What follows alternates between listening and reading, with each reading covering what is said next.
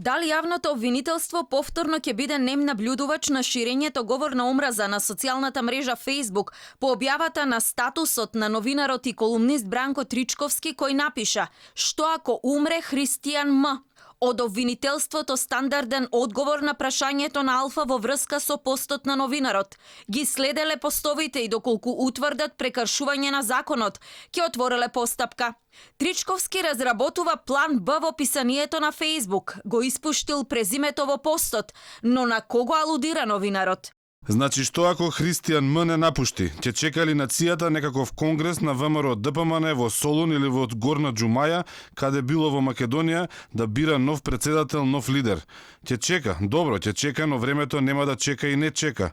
Пред кого ќе одговара Заев? Му ветија на човекот дека ќе одговара.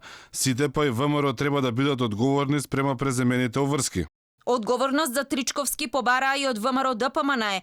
Портпаролот на партијата го повика обвинителството да реагира. Грозомориите искажани од луѓе платени и ангажирани од провладени медиуми, класификација на Зоран Заев, мора да сносат одговорност за јавно искажана омраза, нејзино јавно ширење и повик за убиство веднаш.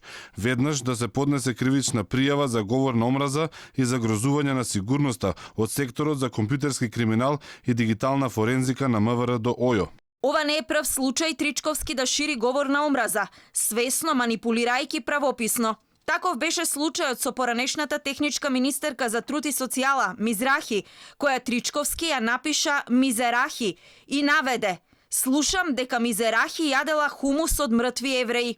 За овој пост МВР уште во февруари побара обвинителството да отвори постапка, но оттаму за оваа се уште нема одговор.